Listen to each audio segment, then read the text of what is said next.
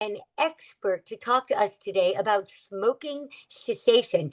He is the guy in the United States who is the prominent expert in everything about nicotine and tobacco and e-cigarettes, vaping. So get your questions out because Dr. Nevin Zablotsky will answer your questions. He is a periodontist by trade. He teaches in a medical and dental school, and we are very lucky to have him here today. Hi, Dr. Zablotsky. I hope it's okay if I call you Nevin. No, you call me Nevin because we've worked together, and I've even Yeah, gone as far as to lecture in Nepal's medical and dental schools. So yeah, it's I've very traveled. Yeah, exciting. So, yeah, can you start just by we all know that cigarettes are bad for us, right, but right. can you go into a little more detail about cigarettes and then move into the vaping and the e-cigs and all that? You bet. Let's start with cigarettes, and it's fascinating because there's actually a lot of English history related to that. Goes back to James the First, who hated banned production of of growing tobacco because he hated it so much. But then they became the English became dependent on the revenue that generated. Then you have Buck Duke from the United States, who formed a American Tobacco Company. He then joins forces with the Imperial Tobacco Company in like the early 1900s, and that British American Tobacco Company exists now and is a powerhouse worldwide. So that's that. Let's talk a little about prevalence and then we'll go from there because I think it's important to know how prevalent it is. So this is now in the UK. In 1962, 70% of the men and 40% of the women smoked cigarettes. And now it's 11% of people over 18, which is great. But the bad news is 6 million people are still smoking cigarettes and 78,000 people die in the UK every year. Okay. It's costing, and I want to get this number right because I read it and I don't believe it. It's costing 17 billion pounds in revenue every year in England to pay for all the damages that are being done, cost-wise, health-wise, loss of productivity. That's an astounding number, astounding number. Right, because they have a social health care system, and anybody suffering from emphysema or lung cancer due to tobacco, and now we've got the whole HPV, but that's Right. another And that's a area. whole other story. Back to tobacco. Back to Can tobacco and tobacco cigarettes. cause can Yeah, tobacco cause an HPV? Or not it, really. Wait, now one's a virus and the other is more, unrelated. yeah, Okay. more chemical. But anyway, 90% of the people who get oral cancer, 90% of the people with oral cancer smoke. Okay, that's number one. Even chewing tobacco, high incidence of people getting oral cancer. Um, 30, if you're a heavy user of tobacco and alcohol, 80% chance, higher risk of getting it. So, in 80%. other words, if you smoke and drink together, which I think a lot of people do, Yes. your risks go up like what, threefold, tenfold? How about 80%? 80 times, 80% greater. So Wow. you're asking for trouble if you do both of those. You're asking for trouble if you do the smoking anyway. Okay. Because So basically, the smoking impacts all the oral tissue everywhere, even though you just suck it in the center. yes, yes, it's the exposure in your mouth. Okay. Not to mention how many other cancers. Leading cause of bladder cancer is smoking cigarettes. Who would have ever Wow. thought that? Right. So it affects so many organ systems, but lung cancer is the one that we're most concerned about. So now, with that, knowing that, let's go to vaping and e-cigarettes because I know that's on everybody's mind as well. Yes. And I'll give you statistics about that, which is okay. Yeah. I mean, I want to know about secondhand when somebody's vaping next to me. Am I at risk? You are at risk. Again, the research is so early as far as assessing e-cigarettes, and then we'll talk about nicotine pouches, which is a great concern to me as well. But okay, so here's some numbers about vaping. Okay. 5.6 million adults over 18 vape, okay, in the In the UK. UK? As far as 20%, listen to this number because it's frightening. 20% of 11 to 15-year-olds have tried e-cigarettes. Okay? 20%. Right. And So the reason why is it's cool, right? They market it as being like a really cool thing. yes, And yeah, it looks colorful. It always looks like a crayon box in some cases. totally. And the thing that's scary to me is I didn't realize they start young in the United States, but that's even younger. And what happens is brothers and sisters give their siblings these products because you're not in England and in the UK, I think it's 18 years old before you can get these products legally.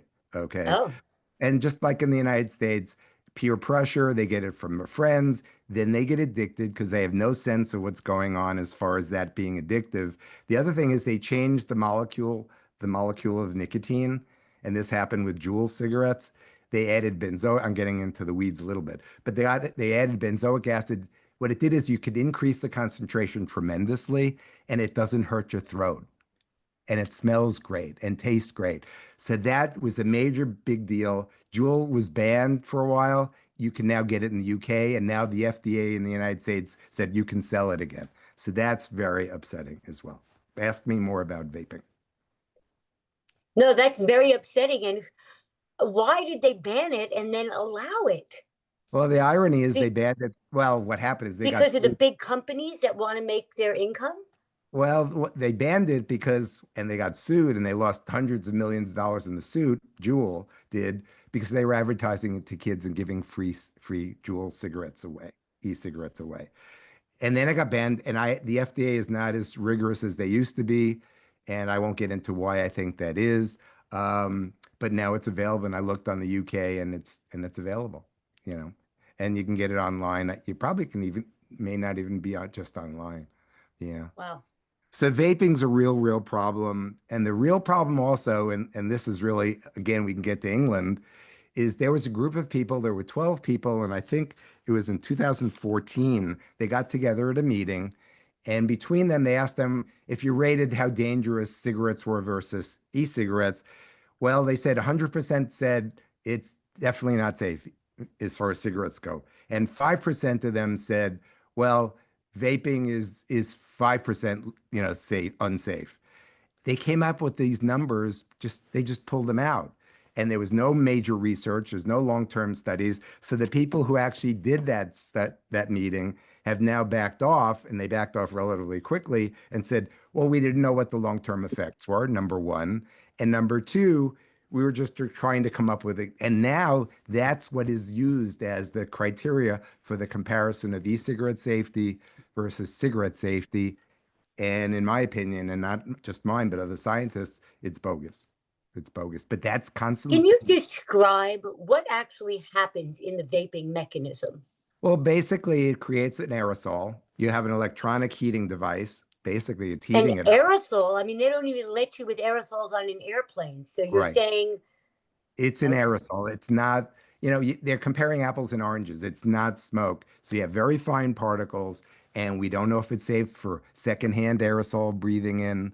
And there's a lot of stuff we just still don't know, but that hasn't stopped the market from going crazy. Because I can give you, oh, and what and happened in England is, and now, and a good argument, I understand the argument. There's a lot of people who are addicted to cigarettes, so we want to protect them, so we want them to use e-cigarettes. But because there it would reduce the amount of and nicotine exposure intake. and exposure to toxins. Okay. But the bottom line is it's not safe. And they're saying, well, we want to protect the people who are smoking and help them. But the bottom line is you have a whole new generation getting addicted. And then, so what are you weighing? If you could really enforce it and not let kids get access to it, that's one thing. But that's not the case in the United States, and it's not going to be the case there as well. So what happens, kids start and then they need more and more and more nicotine till they're smokers. And they don't even realize that they're addicted. Yeah, you can go to in the United States because I was part of lobbying to pass a bill to ban this stuff. But anyway, they were going. I was talking to a nurse. She in a high school, and they were finding like 15, 20 girls in the bathroom vaping, and they were doing it all the time. I had to really try to watch what these kids were doing. But but that's enough, I think, to go to e-cigarettes because we only have 10 more minutes. Okay, well, just could you just describe though the mechanism? So basically, there's a heat element, and it heats up the nicotine, creates this aerosol And you that you inhale it. breathe. gets into your lungs, goes, and then what you get is nicotine in your bloodstream, goes through the blood-brain barrier and releases dopamine in the part of your brain that makes you feel good. And that's what it's all about, feeling good. If you didn't get dopamine released because of using these products, you wouldn't use them. Yeah, you wouldn't use Okay. them. Okay. All right. So that's vaping, and Right. That's now we're vaping. going to go into e-cigarettes. Can you describe the No, difference? that's the same thing. E-cigarettes and Okay. vaping. So now let's go to pouches because we still have Pouches. nicotine pouches. So nicotine pouches have been around for a while, although now they're really finally making their strides in recently. Well, Um, so the advantage is that you could do it on it. You could have it in your mouth on an airplane, for example, right? yes, You yes, could yes. have it in your mouth at work. Yes, yes, yes. And I want to give you some numbers as far as pouches go. So, as I said before, there are no regulations in the UK. You could be of any age and buy it, and there's no regulations on the amount of nicotine in these products, of the What? concentration. Yes, yes. So, a cigarette usually is about 6 milligrams of nicotine, and you really probably get a 1.5 milligrams into your bloodstream and affects your brain. Well, these pouches now run this. So picture a can and it has 20 pouches in it. Okay. Okay. Each pouch has a certain amount of milligrams of nicotine. Okay. Well, the ones that are most common are Zyn. Okay. And I think that is Philip Morris. Yeah, that's Philip Morris International because they bought out Sweetest Match, who made it initially. And I can go even further back how it all started, but I don't have time. But anyway, so Zin, Velo, and On with an exclamation point, those are the most common. Okay. Now, I think Zin is 3 and 6 milligrams, but you can even find 13.5 milligrams per. So wait a minute. Can you buy this in a gas station, in a Yes, grocery store? yes. And there's no regulation. Is that what you're In the saying? United States, there is, but in the UK, I cannot find anything Not that's yet. not yet. They're going to pass bills, I'm sure. And if I'm wrong, I apologize. But anyway, so get this. So that's 3 to 6 or 8 milligrams in each one of those pouches. It can't Okay. come with 20 pouches. Okay. At this point, you can even go online, and I tried to do it, and I think you can. You can get as high as 50 to 150 milligrams per pouch. And how much is in a cigarette? One cigarette would give you about 6 milligrams. So that's 120 milligrams for a pack. Oh my God. So they're finding now if a little kid gets their hands on that, they'll end up in the emergency room and they have seizures, and this is happening. Now you're getting nicotine poisoning. So it's a real dilemma because it's not regulated. Certainly, I noticed it's not regulated well in Europe, and it is banned in certain countries. But so I worry the most about this is the next step.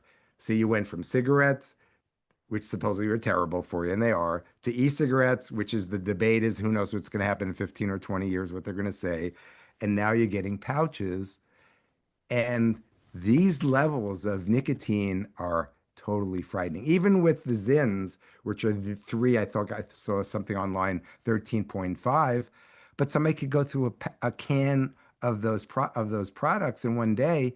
That's a hell of a lot of nicotine, and we have no idea what that. Oh, and I forgot. I'm glad I just thought of it. So the as your brain develops, okay, up until the age of 25, you're seeing prefrontal cortex damage in kids who are exposed to those levels of nicotine. Okay, that's its behavior and its cognition. Those are all impaired, and the problem is the as you get into your early 20s, that's when that part of your brain's finishing its development. Right.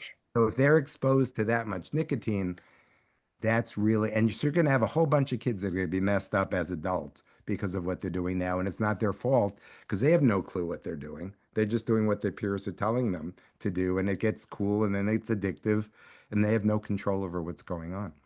And we have people who do smoking cessation and they don't know how to handle 10-year-olds and 12-year-olds and Okay. So if 15-year-olds. somebody has a pouch and they go to a dental hygiene appointment, Yeah, I didn't even get to that. can you Yeah. tell that their skin Yes. is Yeah, they're starting to see irritate, even with vaping, they're starting to see irritations of the inside of the oral mucosa, tongue. But it's certainly nicotine pouches, they're really seeing it because you're leaving it in your mouth. You're leaving it in your mouth. So we don't know if it's going to cause oral cancer or not. There's a very reasonable chance it could, when you How chew, long do people leave? How long until they they could get leave it, all of that they, nicotine? A they could couple do that. Well, hours? they could be using it during the day, hours on end, leaving it in their mouth. But does that mean it continually gives them the effects? It If it's doesn't, probably after a while, you mm, start using up whatever was in there. Yeah. right. But it's long-term leaving it in your mouth. That's the dilemma. Yeah. Yeah. So Yeah, it's a problem. that is And, frightening. I'd like yeah. to open this up to the chat. If anybody has any questions, please put it in there.